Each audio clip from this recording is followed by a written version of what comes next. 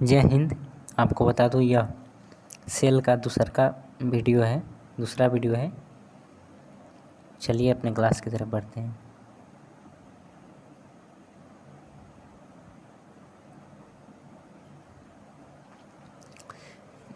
इससे पहले सेंट्रोसोम को हम कर चुके थे। सेंट्रोसोम की खोज बोबरी ने किया था। सेंट्रोसोम कोशिका विभाजन में सहायक होता है। यह कोशिका विभाजन यहीं कराता है, जिससे हमारी टूटी फूटी जो कोशिकाएं होती है वो उतनी कोशिकाओं का नई कोशिकाओं का उतना निर्माण हो जाता है। अब इसका अगला पार्ट हम करा चुके थे, जिसमें कोशिका के अंग को हम कुछ कराए थे, जैसे सेंट्रोसोम था, माइटोकॉन्ड्रिया था, ये सब करा चुके थे। अगर वो वीडियो नहीं देखे तो इसे पिछले वाले वीडियो में चलिए। लाइसोसोम इसका अगला पार्ट है। तो लाइसोसोम क्या है इसके बारे में जानते हैं। यह कोशिका के अंदर पाचन का कार्य करता है। इसके अंदर जल अपघटक एंजाइम पाया जाता है। आपको बता दूं, इसमें हाइड्रोलाइप्टिक नामक एंजाइम पाया जाता है, जो कि इसमें नहीं लिखा है। हाइड्रोलैप्टिक नामक एंजाइम पाया जाता है। कोशिका के अंदर का कोई अंग यदि काम नहीं करता है तो वह उस अंग को नष्ट कर देता है, यानी गला देता है। जब पूरी कोशिकाएं कार्य नहीं करती हैं तो यह फट जाता है, इससे पूरी कोशिकाएं नष्ट हो जाती हैं। अतः इसे आत्महत्या की थैली कहा जाता है या एटम बम कहते हैं। यही कारण है कि लाइसोसोम को आत्महत्या की थैली कहा जाता है। जब कोशिकाएं कार्य नहीं करती है तो उन कोशिकाओं को यह मार डालता है, और जो अगल बगल की जीवित कोशिकाएं होती हैं वो फिर उस कोशिकाओं को किनार कर देती हैं, तथा वहाँ पर नई कोशिकाओं का विभाजन होता है सेंट्रोसोम के द्वारा। इसकी खोज डी डुबे ने किया था। लाइसोसोम की खोज डी डुबे ने किया था। आरबीसी के अंदर लाइसोसोम नहीं पाया जाता है, क्योंकि आरबीसी मरने के बाद स्प्लीन में पाया जाता है। आरबीसी मरने के बाद स्प्लीन, जिसे प्लीहा या तीली कहते हैं, में पाया जाता है। यह जिस कारण एथिलीन को आरबीसी का कब्र कहा जाता है। एस्थलीन लिखा गया है, यहाँ पर मिस्टेक हो गया है, जिस कारण स्प्लीन को या प्लीहा को आरबीसी का कब्र कहा जाता है। अब इसके अगले पार्ट को हम देख लेते हैं। जो इसका मुख्य पार्ट, सेल का जो मुख्य पार्ट माना गया है वह केंद्रक को ही माना गया है।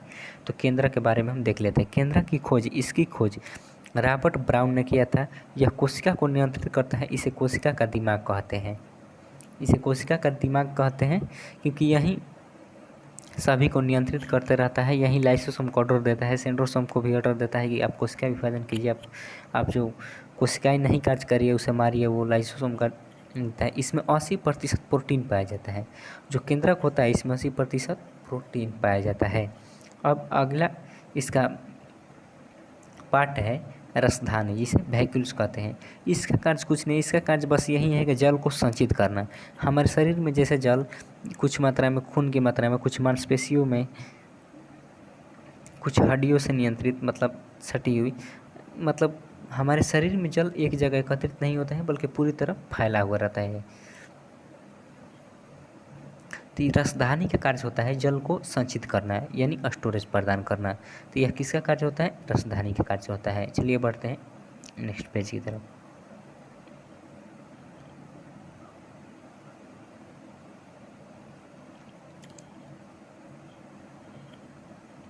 यह जंतुओं में बहुत छोटा होता है, किंतु पादपों में बहुत बड़ा होता है। जो वैक्यूल्स होता है, वैक्यूल्स यानी रसधानी, जल बटोरने का कार्य, यह पेड़ पौधों में बहुत बड़ा होता है, जबकि हम लोगों में बहुत छोटा होता है, बल्कि पेड़ पौधों में बहुत बड़ा होता है।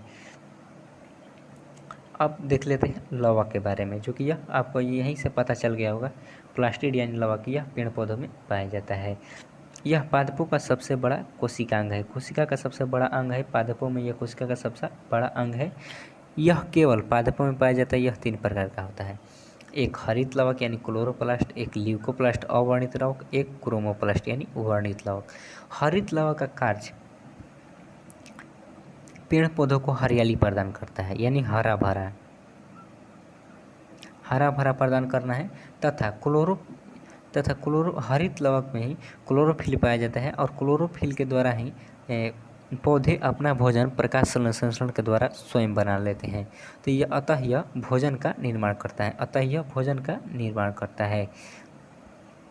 यह पत्ती तथा तने में पाया जाता है। यह पत्तियों में अधिकांश भागों में पाया जाता है, क्योंकि पेड़ पौधों की पत्तियां हरी होती हैं और जो तना होता है यानी उसका जो छाल होता है उसमें भी पाया जाता है, लेकिन कम मात्रा में पाया जाता है। अब देख लेते हैं अवर्णित लवा क्या है। अवर्णित लवा का कार्य सिर्फ भोजन को स्टोरेज प्रदान करना है। जैसे मानव में वैक्यूल्स का काम जल संचय करना था, यानी जल का स्टोरेज प्रदान करना था, वैसे ही पौधों में अवर्णित लवा का कार्य भोजन को संग्रहित करना।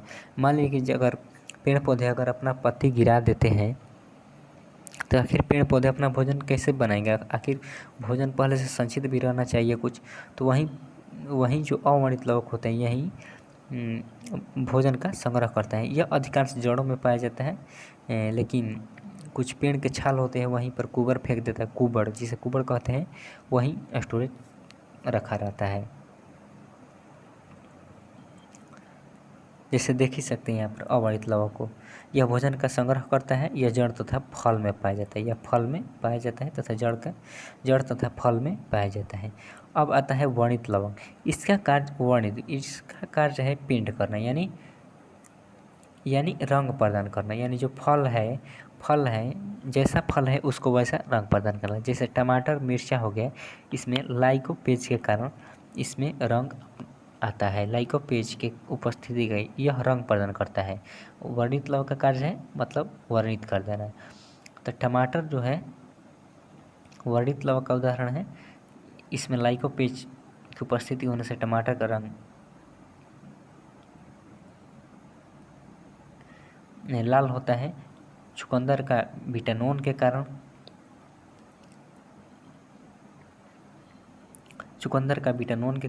गाजर का कैरोटीन के कारण फलों का पीला होना जेंथोफिली कहलाता है। फलों का पीला रंग किसके कारण? जेंथोफिल के कारण होता है। ये आप लोग जरूर कंप्लीट कीजिए। अब देख लेते हैं कोशिका के प्रकार। वो तो कोशिका के पार्ट थे, यानी कोशिका के वो अंग थे। अब कोशिकाएं कितनी प्रकार की होती हैं? कोशिकाएं मुख्य रूप से 2 प्रकार की होती हैं। एक होती है प्रोकैरियोटिक, एक होती है यूकैरियोटिक। यूकैरियोटिक में पादप तथा जंतु को रखा जाता है। यूकैरियोट यानी यह विकसित कोशिका है या अविकसित कोशिका है। इसका मतलब यह वायरस इत्यादि में पाया जाता है, जैसे कोरोना इसी में प्रोकैरियोटिक कोशिका का ही उदाहरण है। प्रोकैरियोटिक कोशिका में राइबोसोम का जो होता है वह 70 पाया जाता है। इस कन्फर्म हो जाइए, हम पीछे ही बता चुके हैं। इसमें कोशिका के सभी अंग नहीं पाए जाते हैं। इन्हें प्रारंभिक कोशिका भी कहते हैं। इसमें कोशिका का जो सभी अंग होते हैं नहीं पाए जाते। इसमें माइटोकॉन्ड्रिया किसी में पाया जाता है, किसी में नहीं पाया जाता। अधिकांशतः माइटोकॉन्ड्रिया नहीं पाया जाता है। जो उसमें प्रोटीन निर्माण का कार्य करता है, ऊर्जा निर्माण का कार्य करता है, वह 70S यानी प्रोटीन से द्वारा होता है। इसमें कोशिका झिल्ली तथा शेष अंगों का अभाव देखा जाता है। इसमें कोशिका झिल्ली का मतलब बहुत कम मात्रा में लेकिन उपस्थित होते हैं, लेकिन मतलब अभाव देखा यानी कमी देखा जाता है। और जबकि यूकैरियोट कोशिका में यह पूरी तरह विकसित होती है। यह पूरी तरह से विकसित कोशिका होती है। इसमें कोशिका के सभी अंग पाए जाते हैं। इसमें जो कोशिका है उसके सभी अंग क्या होते हैं? पाए जाते हैं।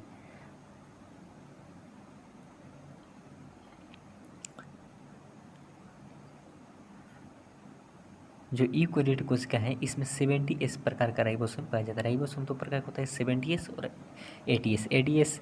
80S जो होता है वो अपने भार में थोड़ा भारी होता है 70S के मुताबिक। पादप कोशिकाओं का आकार चौड़ाकार होता है। जो पादप यानी पौधों की जो कोशिकाएं होती हैं वह चौड़ाकार होती है, यानी बोले तो वो ऐसे होती है, यानी ऐसे होती है। और इनके अंदर सबसे बड़ा प्लास्टिड होता है।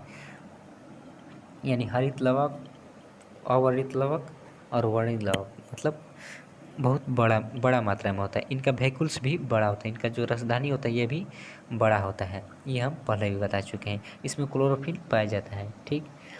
जंतु कोशिकाएं गोल होती है। जो जंतु की कोशिकाएं होती है वह इस प्रकार की होती है, यानी गोल गोल होती है। जो जंतु की कोशिकाएं, जो हम लोगों में पाई जाने वाली कोशिकाएं होती है वो गोल होती है। इसमें mitochondria, vacuoles, endoplasmic reticulum, ribosome, lysosome इत्यादि सभी पाए जाते हैं।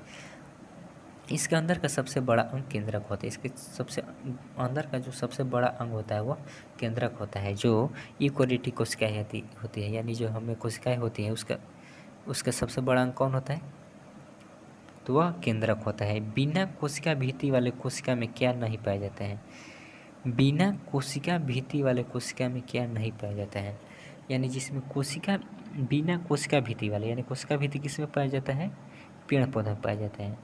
तो बिना कोशिका भित्ति वाले कोशिका में क्या नहीं पाया जाता है, बिना कोशिका भित्ति वाली कोशिका, यानी वो हम लोगों में बात कर रहा है, यानी वो यूकेरियोटिक की बात कर रहा है। इसका मतलब इसका राइट आंसर क्लोरीन हो जाएगा। क्लोरीन हम लोगों में नहीं पाया जाता, यह पेड़ पौधों वाला में पाया जाता है, यह कोशिका भित्ति वाली कोशिका में पाया जाता है। अब देख लेते हैं क्रोमोसोम यानी गुणसूत्र कहाँ पाए जाते हैं। जो हमारी कोशिकाएं होती है, कोशिका में केंद्रक पाया जाता है यानी न्यूक्लियस, और इसी के अंदर क्रोमोसोम उपस्थित होते हैं। मानव में यह 23 जोड़ा यानी अर्थात 46 को पाया जाता है। इसकी खोज वाल्डेयर ने किया था। क्रोमोसोम की खोज वाल्डेयर ने किया था। इसके ऊपरी भाग को सैटेलाइट कहते हैं। जो इसका ऊपरी भाग होता है उसे क्या कहते हैं, सैटेलाइट कहते हैं। उसके ऊपरी भाग को क्या कहते हैं, सैटेलाइट कहते हैं।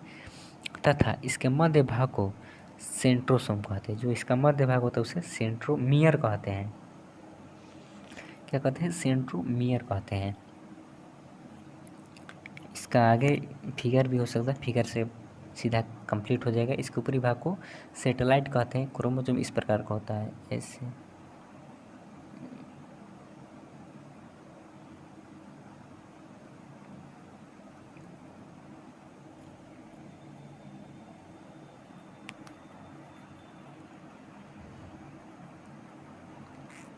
गुणसूत्रों की संरचना जो होती है वह एक प्रकार की होती है, ऐसे। यह जोड़े की अवस्था में पाया जाता है, यानी जब भी रहेगा यह जोड़े की अवस्था में पाया जाता है, यही क्रोमोसोम है। क्रोमोसोम को ही खींच कर देखा गया तो यह डीएनए का नाम दिया गया। चलिए इसको आगे हम देखेंगे। इसके निचले भाग को टेलोमर कहते हैं। जो इसका निचला भाग होता है उसे टेलोमर कहते हैं। इसके बीच में धागे की समान संरचना पाई जाती है जिसे आयरन कहते हैं, आयरन कहते हैं। इसे बीच में धागे की समान संरचना पाई जाती है जिसे आयरन कहते हैं। चलिए बढ़ते हैं नेक्स्ट। क्रोमोसोम के केंद्र के अंदर पाए जाते हैं। क्रोमोसोम केंद्र के अंदर पाए जाते हैं, यानी जो न्यूक्लियस होता है इसके अंदर पाए जाते हैं, सही बात है। क्रोमोसोम के अंदर डीएनए होता है, सही बात है। ऐसे होता है क्रोमोसोम जोड़ी अवस्था में, और इसको हम खींच देते हैं ऐसे ऐसे। इसकी संरचना कुछ इस प्रकार से होती है, यह डबल होता है ऐसे। इसको खींच देंगे ऐसे ऐसे ऐसे ऐसे निर्माण हो जाता है। इसमें न्यूक्लियोटाइड होता है, जिसे डीएनए के अंदर जीन पाया जाता है, और डीएनए के अंदर जीन पाता है। जीन पर माता पिता गुण उपस्थित होता है, अतः जीन की आनुवंशिकता के आधार है। जीन आनुवंशिकता के आधार है। चलिए इसको फिगर होगा तो थोड़ा कन्फर्म हो जाएंगे हम सभी। चलिए फिगर नहीं है, इसको हम समझा दें। जैसे ये देखिए, ऐसे ही क्रोमोसोम जोड़ी की अवस्था में पाया जाता है। यही क्रोमोसोम का आकार है। इसके एक भाग को अगर हम खींचेंगे, ऊपर का भी खींच सकते हैं, नीचे का भी, कोई भी खींचेंगे तो यहाँ पर छोटी छोटी छोटी ऐसे ही पाया जाता है। इसका नाम डीएनए रख दिया गया, इसका नाम डीएनए रख दिया गया। और डीएनए को जब खींचा गया और खींचा गया तो यह इस प्रकार हो गया, देख सकते हैं। ऊपर इसको बना दिए हैं, थोड़ा यहाँ पर गड़बड़ हो गया है। डीएनए को जब इस प्रकार खींचा गया तो इसका नाम जीन रखा गया। जो ये है इसे जीन रखा गया, इसका नाम जीन रखा गया। जो यहाँ से यहाँ तक है इसका नाम जीन रखा गया। और जीन के अंदर न्यूक्लियोटाइड स्थित होते हैं, जैसे यह पाई के आकार के होते हैं। और एक न्यूक्लियोटाइड जो होता है, एक न्यूक्लियोटाइड, इसी में चारों अवयव होते हैं, जैसे एडेनिन, ग्वानिन, थाइमिन, बारी बारी से चारों में होते हैं। यहाँ सब क्लियर है। चलिए बढ़ते हैं नेक्स्ट पेज की तरफ।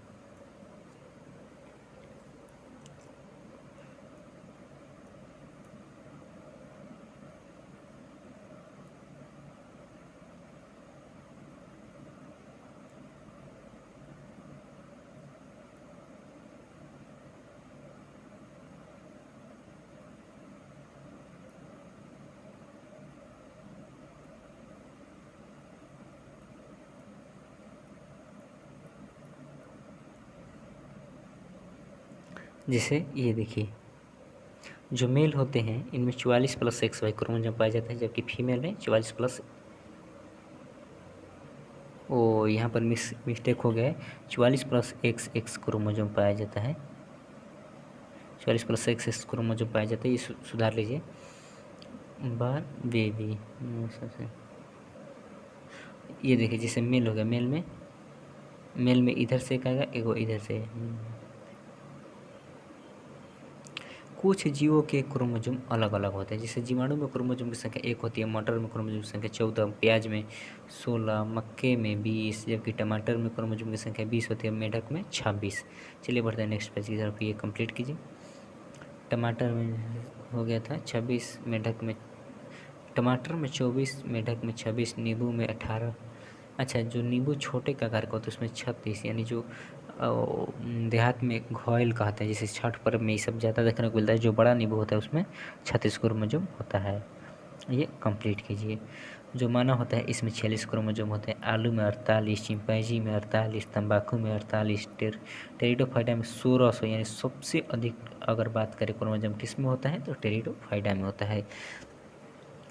न्यूक्लिक अम्ल कहते हैं, न्यूक्लिक अम्ल 2 प्रकार के होते हैं, DNA एवं RNA। यह केंद्र के अंदर पाए जाते हैं, यानी न्यूक्लियस के अंदर पाए जाते हैं। जो क्रोमोसोम होते हैं उसी में पाए जाते हैं केंद्रिक अम्ल। केंद्रक अम्ल 2 प्रकार के होते हैं, DNA एवं RNA। DNA का फॉर्म डीऑक्सीराइबोज न्यूक्लिक एसिड होता है। यह कोशिका के अंदर केंद्रक, माइटोकॉन्ड्रिया तथा क्लोरोफिल इत्यादि में पाया जाता है। यह कोशिका के अंदर केंद्रक, माइटोकॉन्ड्रिया तथा क्लोरोप्लास्ट में भी पाया जाता है। यह कोशिका के अलावे जो सेंट्रोसोम के अलावा माइटोकॉन्ड्रिया तथा क्लोरोसोम, ये आप नोट करके लिख लीजिए, 1 मिनट, ये आप ज़रूर कंप्लीट करके लिख लीजिए, नोट्स बनाकर, नोट्स लिख लीजिए। ये बहुत ही VVI क्वेश्चन है। क्वेश्चन पूछता है DNA केंद्रक के अलावे जो न्यूक्लियस होता है उसके अलावे कहाँ पर पाए जाते हैं, तो उसका राइट आंसर हो जाएगा माइटोकॉन्ड्रिया एवं क्लोरोप्लास्ट में भी पाया जाता है। चलिए बढ़ते हैं। जैसे देखिए, जो DNA होती है, DNA की संख्या यह न्यूक्लियोसाइड की बनी होती है। न्यूक्लियोसाइड इसमें अधिक संख्या होती है, इसलिए इसे पॉलीन्यूक्लियोटाइड कहा जाता है। न्यूक्लियोसाइड की संख्या अधिक होने से इसे पॉलीन्यूक्लियोसाइड कहा जाता है, यानी DNA पॉलीन्यूक्लियोटाइड। न्यूक्लियोटाइड तथा फॉस्फेट, इसे 2 अवस्था में बांटते हैं। न्यूक्लियोसाइड को 2 अवस्था में बांटते हैं, शुगर तथा नाइट्रोजन बेस। नाइट्रोजन बेस में प्यूरिन क्षार तथा पाइरिडामीन क्षार। शुगर में राइबोसोम तथा डीऑक्सी राइबोस शुगर,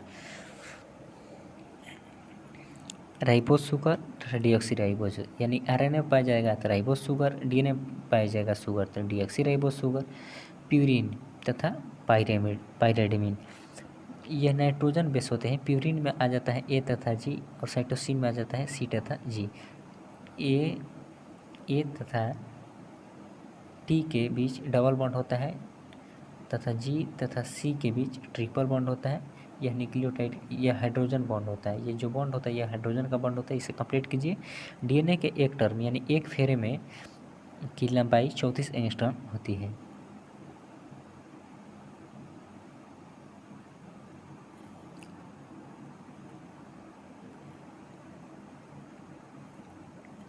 इसको हम थोड़ा बारीकी से बता दे रहे हैं।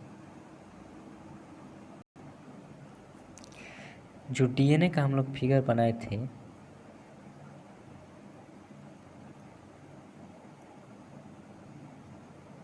जो DNA का हम लोग फिगर बनाए थे इस प्रकार था। ये बोल रहा है DNA की एक टर्म यानी एक फेरे की लंबाई 34 एंगस्ट्रॉम होती है। जो इसका एक टर्म हो गया, ये इसकी लंबाई जो होती है यहाँ से यहाँ तक, यहाँ से यहाँ तक जो लंबाई होती है यह 34 एंगस्ट्रॉम होती है। एंगस्ट्रॉम सबसे कम मात्रक होता है, यानी 34 एंगस्ट्रॉम होती है। ये इसको थोड़ा हम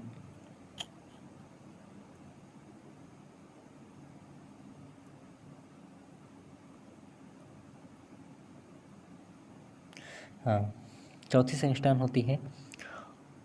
DNA में एक टर्म में 10 न्यूक्लियोटाइड होते हैं। जो एक टर्म होता है, जो ये यहाँ से यहाँ तक एक टर्म हो गया, यहाँ से यहाँ तक जो एक टर्म हो गया, इसमें न्यूक्लियोटाइड की संख्या कितनी होती है? 10 होती है। ऐसे न्यूक्लियोटाइड 10 होते हैं, 1 2 3 4 5 6 7 8 9 ऐसे 10 न्यूक्लियोटाइड होते हैं और एक न्यूक्लियोटाइड में सभी प्रकार के जो जो हम क्षार देखें, जो बेस देखें, वो सभी प्रकार के पाए जाते हैं। यहाँ पर ए, यहाँ पर टी, यहाँ पर जी, यहाँ पर सी, यानी लाइन से पाया जाता है। फिर इसमें पाया जाएगा टीजीसी, फिर इसमें ATGC, ATGC, ATGC, ATGC, ATGC, ATGC, ATGC, ऐसे पाया जाता है।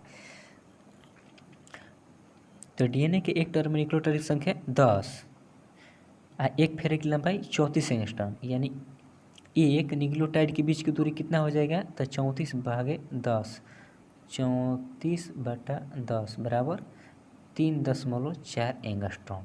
चलिए इसको नेक्स्ट पेज में देख लेते हैं। डीएनए के एक टर्म में 10 न्यूक्लियोटाइड होते हैं, प्रत्येक न्यूक्लियोटाइड के बीच की दूरी 3.4 एंगस्ट्रॉम होती है। 3.4 एंगस्ट्रॉम होगी, क्योंकि जब 34 एंगस्ट्रॉम इसकी एक फेरे की लंबाई है, यहाँ से यहाँ तक की, यहाँ से यहाँ तक की लंबाई अगर 34 है और इसमें 10 न्यूक्लियोटाइड है और इनके बीच की दूरी पूछ रहा है, तो कितना हो जाएगा 34/10 न्यूक्लियोटाइड पर, यानी 3.4 एंगस्ट्रॉम, 3.4 एंगस्ट्रॉम।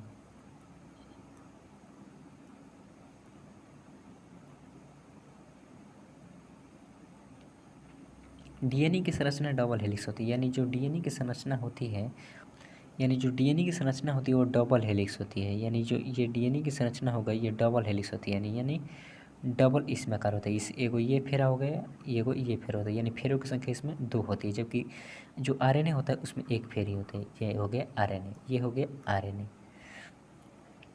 अब देख लेते हैं यहाँ पर एडेनिन तथा थाइमिन में डबल हाइड्रोजन बॉन्ड, ये हम पहले ही बता चुके हैं।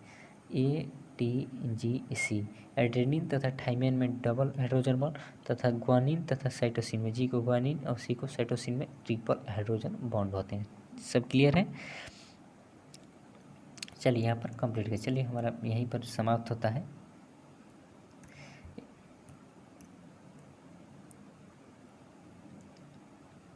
कमेंट सेक्शन में एक बार ज़रूर बताइएगा कि वीडियो आपको कैसा लगा। इस वीडियो में जो भी कमी हुई है उसे कमेंट सेक्शन में शेयर करें, ताकि नेक्स्ट वीडियो में उसे सुधार किया जा सके, तब तक के लिए आप सभी को जय हिंद।